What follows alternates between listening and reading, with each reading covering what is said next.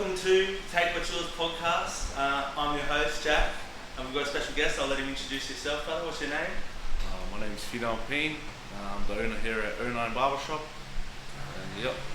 So I guess it's always we try and start off with our guests, sort of where life started for them, bro. So whereabouts are you from? Tell us a bit about your family if you want to. Yeah. I'm from Auckland, New Zealand. I was born in Middlemore, New Zealand, Auckland.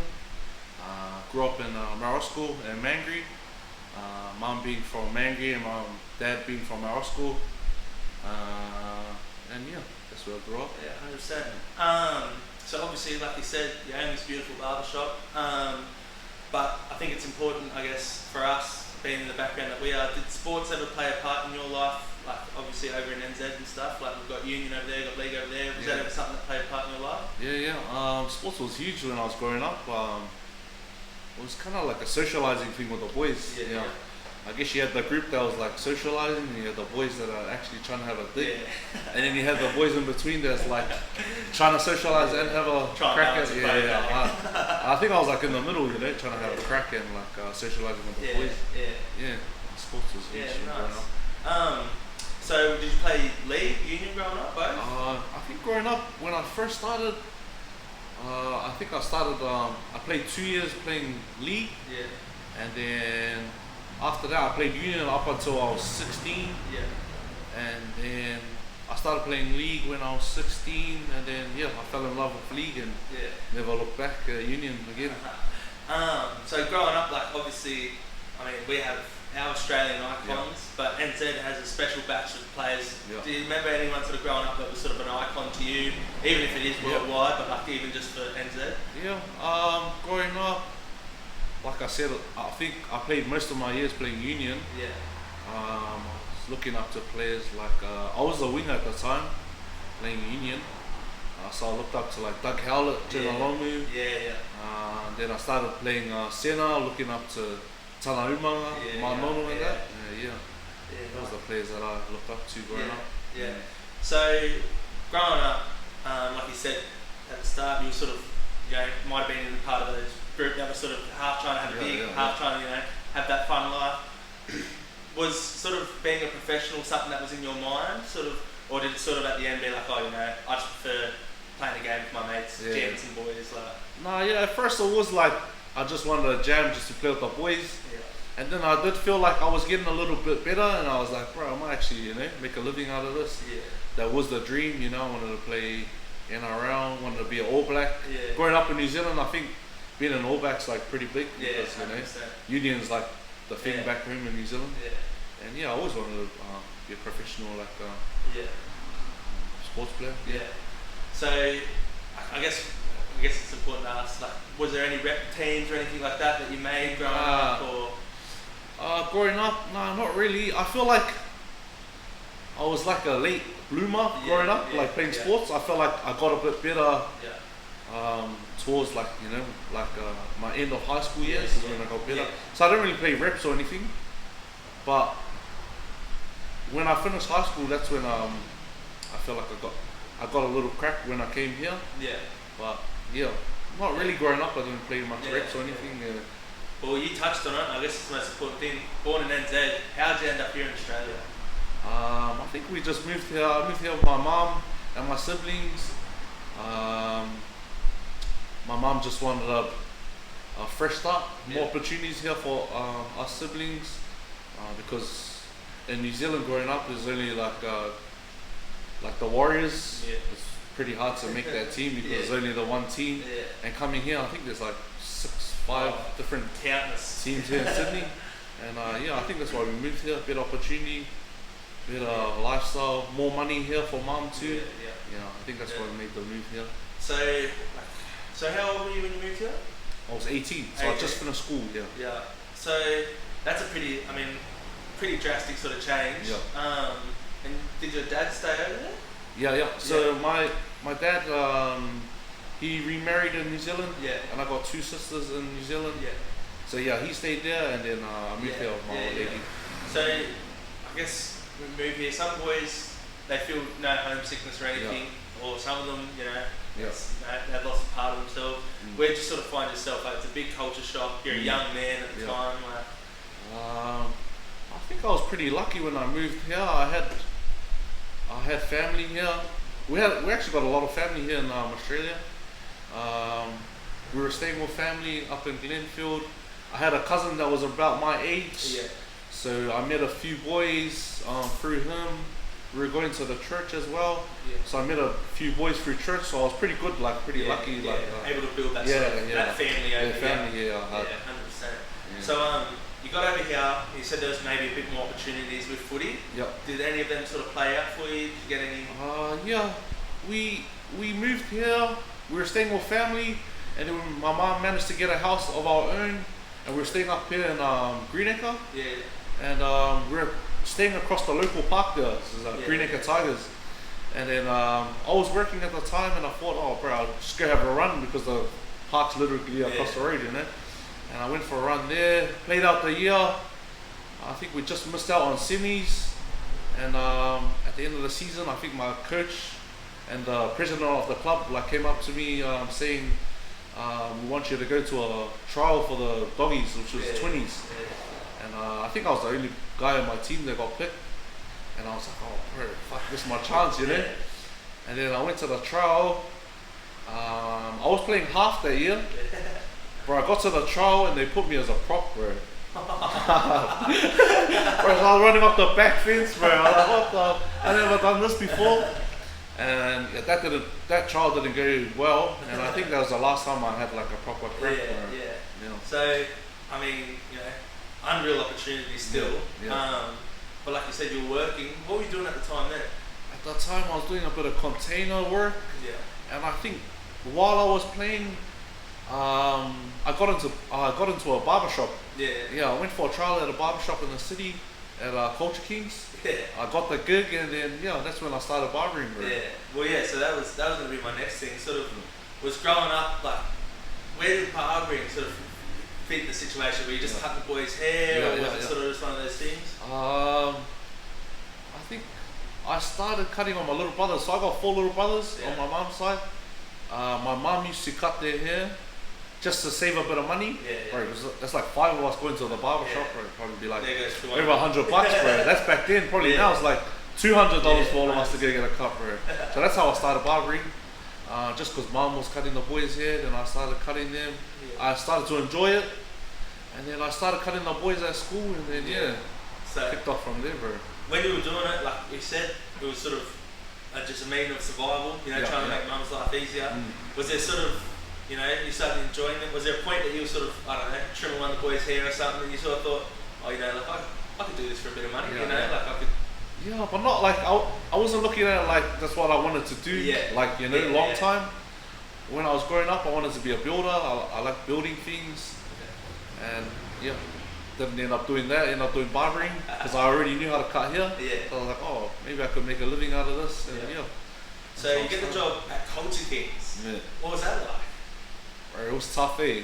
I was like the youngest like barber there, and you know how it is, like when you start as a barber, you don't really trust the guy that's the new guy. You when he calls you up, like, oh, you want to cut, and then you're like looking around like, nah. So it's tough. It's tough, like barbering, like starting out. You know, you get rejected a lot, you get bounced a lot. You gotta stay positive, like to Well, it's a trade. It's the same thing as like you start off, you're an apprentice, like we've got to build that trust, got to build your craft. Like. So how old were you when you got that job at Culture Kings? I was 18. I was 18 years old. And so how long were you there for? I think I was there for 9 months, and then I moved back to New Zealand after that. Oh, true. What sort of, if you don't mind, what sort of took you back home? So I went back home because my partner, she had a baby on the way. So she was about to give birth to our son, and she wanted to move back closer to her family. So that's why I moved back home. So you started barbering here in Australia, and obviously you've headed home for a baby boy, which is completely understandable. Did you sort of think, all right, on to the next job, or in the back of your head you're like, oh, I enjoyed that sort of 9 months, cut hair, try and find a shop over there? Or? I just jumped straight back into barbering there, because that's all I knew, like, you know. So yeah, I went back home, continued barbering.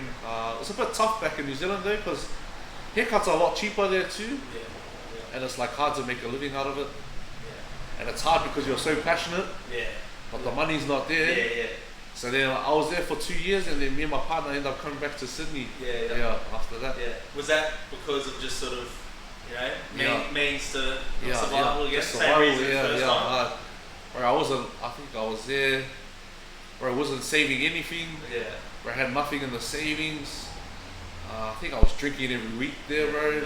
Like drinking culture back home is like pretty big. 100%. And I think I just let go when I was back home.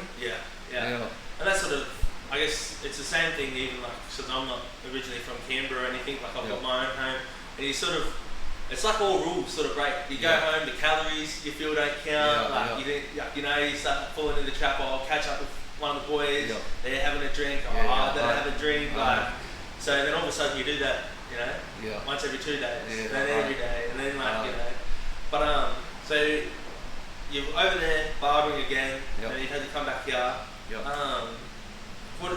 Obviously, like raising a little boy. And did you have any other kids in that time over there? No. Yes, I did. I had a daughter when I was there, and then we came back. And I'm pretty sure my missus gave birth here. To that second. Well, we're gonna find out when she hears. She'll get up there. But obviously, like you said, the money's sort of hard to come by. What were sort of the challenges? I guess if you're comfortable behind the scenes, you got a family to go home to, and you've got this passion for barbering, but the love and the money, it's not adding up. I think when I came here, it was alright because barbering here is like actually alright money. When I was back home, it was tough. So when I was back home, I kind of just lost the buzz for cutting. Like I was not really passionate about it anymore because the money wasn't there. And then I moved here. I started. I think I was doing like delivering when I came back. Because I was still like off cutting at the time. I was like, right, stuff this. And then and I got back into cutting. One of the boys, we were talking about opening up a shop. And then that's how we started. That's how I got back into cutting when I opened up the shop. So you get over here, delivery driver. Did you sort of feel, I guess, a little bit of weight off the shoulders? Like you're getting consistent, decent money. You're back. You've created a family over here too. Sort of, you've got that support network. Was that sort of a bit of a relief to say, Yeah, it is. I think as a father, like, you want to provide. And like, bro, if you can provide, it's like a lot of weight off your shoulders. 100%. Especially when you have a family. Because they look, they're looking at you like, Dad, are we gonna eat? We're gonna, we're gonna have a roof over our shoulder. And I think it was a massive relief, like coming here. So then after the delivery, did you, one of the boys that helped to get sort of back into it? When I was delivering, I was still cutting at home. So I was still cutting, but just a few cuts at home. One of the boys hit me up. He wasn't cutting at the time, but I used to work with him at Coach King's. And then he hit me up. We're like, bro, should we open up a shop? And I was like, and I was thinking of getting back into cutting as well because I actually miss cutting, being at home cutting. And then we had a talk, sit down, and all went well, and then we opened up the shop. Nice. So, I mean, opening up a shop, like that's a big step considering, I guess, at one stage you didn't like doing it at all anymore. And so was there sort of nerves going into it in the sense of like, have I made the right decision? But or was it just sort of like, I know this is what I enjoy again? I think for me, I was really scared when we started because coming back from New Zealand, I hadn't worked at a shop yet, so I didn't have like a big clientele to start the shop, and I know everyone's like gonna come to the shop. I just had a few guys at home, maybe like 6, 7 boys that regularly come at home, and I was thinking like, bro, 6, 7 boys not gonna get me through the week if I open up a shop, But I always backed myself, like I always trusted in my cutting, and like in my ability of like cutting, so I knew. As long as we just, stick it out, I'm pretty sure we'll pick up clientele like from around this area. And and I mean, obviously there's a reputation around here. You've got to stay clean, got to stay looking nice. So, I guess, did you sort of feel that pressure of being like, we've opened up a shop now, brand new sign, brand new shop, people walking in, did you sort of feel that, I guess, that pressure to be like, you know, this has got to, every cut's got to be a clean cut? Yeah, I think it was pretty much what you said. Like every cut we done, we try to give it our best, you know, so they can come back next time, you know. But at the time, I wasn't really scared because I was opening up with my partner. Yeah. So we could kind of like fall back on each other, you know, if anything went wrong. And Yeah, no, 100%. And so the shop opens. How did it start off? Was it sort of, you know, there's 6 or 7 boys rocking up, sort of, or, you know, did you notice quickly that, you know, word was sort of spreading around, or? Yeah. I think when we had the opening, we had a lot of support from family. Yeah. And you know, like social media, just share it on your story, 100%. and then other people see it. Oh, I'll stay in that area. I'll go check them out. Yeah, you know. So it was pretty good. We got heaps of love from family and friends when we opened up. Yeah. And it helped us a lot too, because, like I said, probably had like 6, 7 boys coming home. You know. And that first week, I think we were busy all week. Yeah. And that first week, we just try to like make sure the boys come back. You know, give them a good cut, give them a good experience. 100%. And I think we did a good job. I think we're still running now. Still here. Still here. Thankfully, lights still on. I guess, and like obviously you don't have to comment on it, but I want to say Australia, and I've heard NZ's the same. There's a bit of like, I guess that judgment when a person tries to go out and succeed. Like, and we've had it ourselves with Victorious. That sort of, we've jumped out of our comfort zone to do something that we enjoy, and sort of people sort of just look, I guess, look down on you for you know, making that big step. Was there any sort of, I guess, people close to you or something that was sort of, that negativity was there, or was it just unbelievable support? I think we just had, it's been like unbelievable support, like since we've been open. It's hard to tell. Maybe there was people that was kind of like doubting us, but they got a clean cut. Hard. Well, I don't really experience anything like you know. Well, that's like obviously that's unreal. Like you don't want to go through the negativity. So I mean, I guess, and that is the most important thing creating a business is making sure that foundation's there, and it's, you know, a loving foundation of support.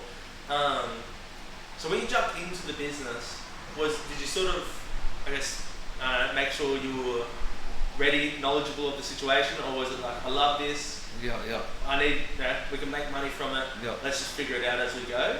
Yeah, it was kind of like that, just figure it out as we go. Bro, it won't be, me and my mate just knew how to cut. Everything else we didn't know what to do, like, you know, paperwork, you know, all the behind the scenes stuff that you have to do, like, you know, with the accounting and all that. No one knows how tax works. But yeah, so was that sort of, I guess, and that behind the scenes creates that stress. Like, obviously, barbering on your feet, you don't get time in between cuts to quickly just write up the tax form or something like that. So was that, were your days sort of getting a bit longer? You got to take work home with you a little bit, or? Yeah, a little bit, but not so much. Just got to get done. Just got to get it done. Yeah, nice. So obviously, how long's the shop been open for now? We've been open for 4 years now. 4 years. Last 4 years now. So I mean, 4 years is a long time, and you've been cutting since 18, roughly. What's sort of your biggest highlights of it all? You know, famous cuts or anything like that? There's been a few famous people that's come in here. Get a few 40 stars. Boxes. I think probably the most famous person I cut, probably Nelly. The rapper? Yeah, the rapper, bro. I think that's probably the most famous person that I ever cut. How'd that happen? Bro, actually, like, I think all famous people, like, for me, I've been like very fortunate. It's like people that I know that's like referred them here. That network. And so I think my barber mate, Sifa, he cut up Nelly the last time he was here. I'm not sure when that was. And then I think he was busy at the time, and he hit me up if I wanted to do it. And I went and done it. Bro, I was happy as I was happy as when he asked me. So what, did you just like reach out and message you? Yeah, he just messaged me like, oh, Docs, are you free like this day? Because I think he's working on the trains right now. So he was like working that day, that night, he didn't want to do it. So he hit me up and I was like, I'll do it. So what, did he come here or did you go to No, I had to go, we did it at the, where he performed, at a core stadium. True, stuff behind stage. Yeah, it was like kind of like, you know how they have like the corporate boxes up in like the yeah. stadiums? Yeah. We done in one of those. Yeah. Where it was mad cutting his hair, looking down at the concert, bro. I mean, you get nervous at the best of times, but bro, I was like this, bro. that's millions of dollars sitting right there. Right, and so, oh man, and a couple NRL boys, like obviously you're in an NRL area, so I imagine a couple come by. Yeah, we used to get a few doggies boys. Yeah. A few other boys come here. Yeah. And then boxes. Yeah. Boxes? Yeah. I cut up that George Conversus. True. He came past one time. Yeah. So one of his boys, his like close boys, comes here for cuts. Yeah. And I think Conversus' barber was away on holiday at the time. Yeah. And then my mate, he referred him to come, and that's how we got that gig with George. Yeah. Right, you've done it all now. Yeah. So, like with, I guess, barbering, it nearly goes hand in hand with sports. Like everyone knows, look good, feel good, play good, perform good. So do you sort of have that, I guess, that pride in sort of knowing that there's that trust there? Like, you know, if there's an athlete or, you know, nearly a performer, they're putting that trust in you to make sure they look good so they can go feel good. Yeah. Is that sort of like a good feeling for you? Yeah, it is. Yeah. But then still it's still like a bit of pressure. Yeah. Because they're gonna be on TV, so your haircut's gonna be on TV. Yeah. And if your haircut's trash, everyone's gonna be in the comment section like, bro, you cut your hair, G, you cut your hair. They're immediately throwing you on the bus. So there's a bit of pressure. Yeah. Just gotta make sure, pull through for the boys. Yeah, 100%. Give them a nice cut.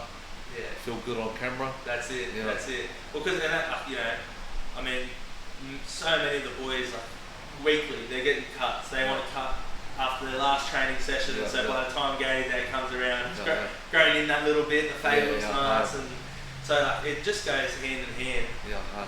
Obviously, 4 years of the barbershop now, and you've got your own hat on, you've got your own jumper on. Is that sort of something that you want to expand into more? As you've got the foundation of the shop. Do you want to keep creating that brand for yourself in other avenues?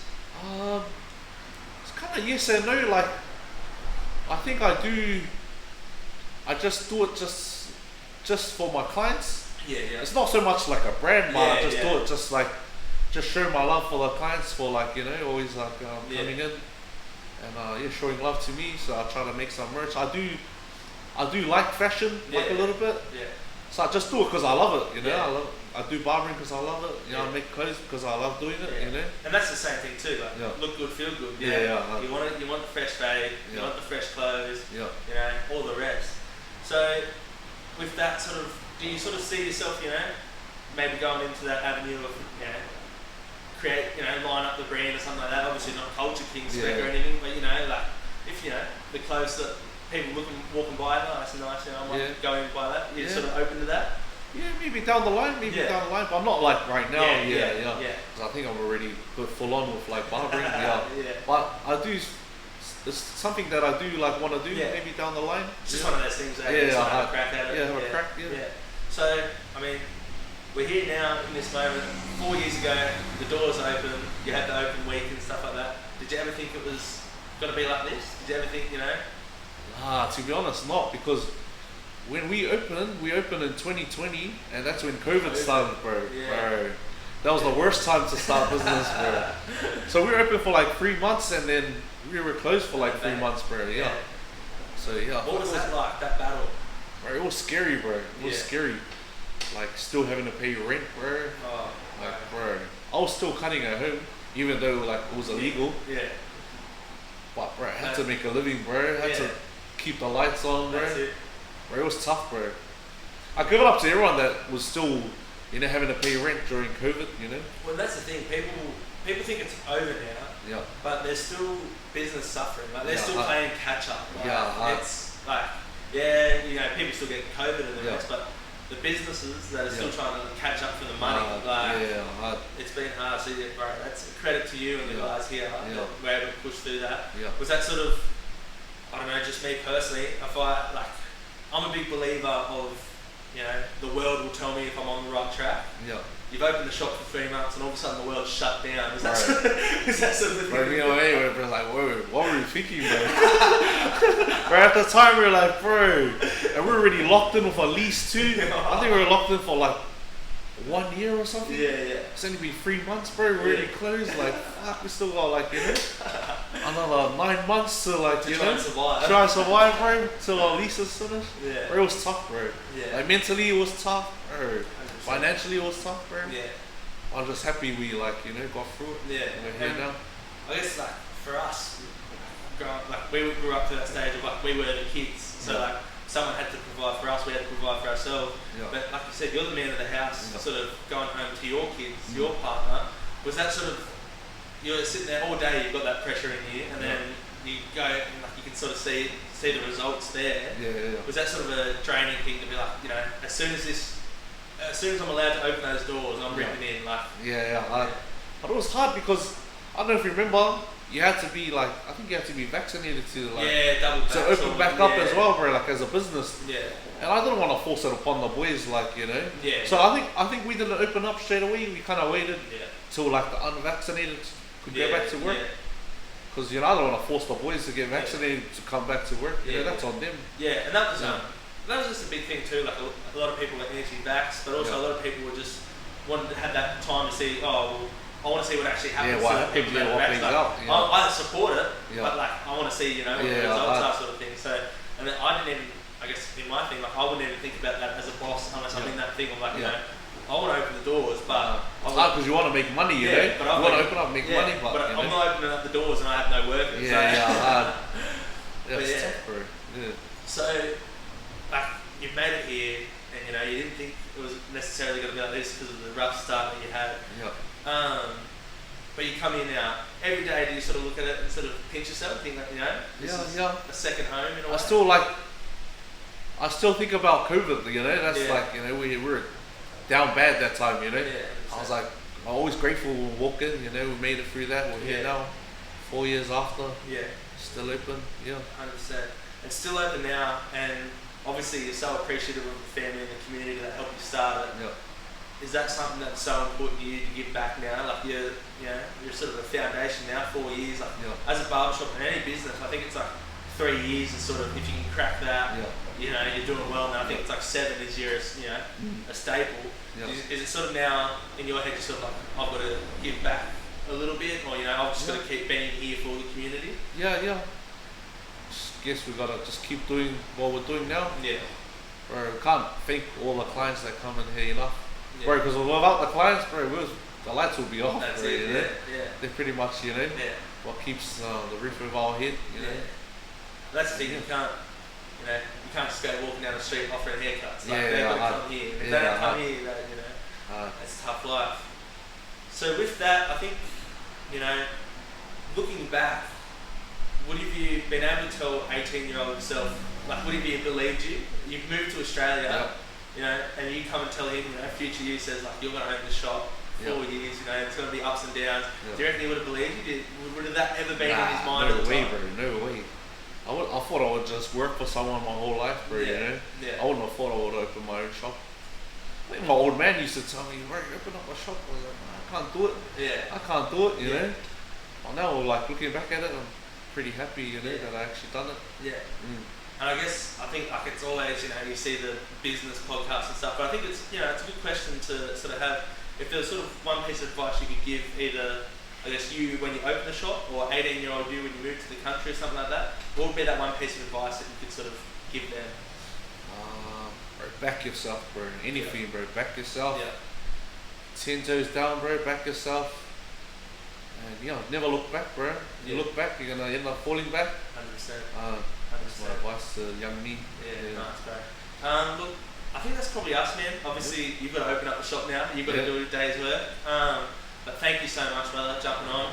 You were amazing. Thanks for having me, bro. You spoke very well. You answered all the questions perfectly, I think. I think it's important for us to sort of, obviously we come from a sporting background, but all of us boys that sort of help with the brand, we all come from very different backgrounds too, in the sense of our passions, our hobbies, and what we love. And so it's been awesome having you on, bro. It's something different. We've been interviewing all these athletes, but to have someone that's come from I guess the community, like myself, I'm Aboriginal. Joey, like he comes from an African background and stuff. I guess being in Australia, sometimes those communities aren't as thriving as others. So it's good to see someone come from a community and work hard. But yeah, thank you very much, brother. Thanks for having me, bro. Love what Appreciate you guys are doing. Thanks, brother. It's blessed to be a part of it.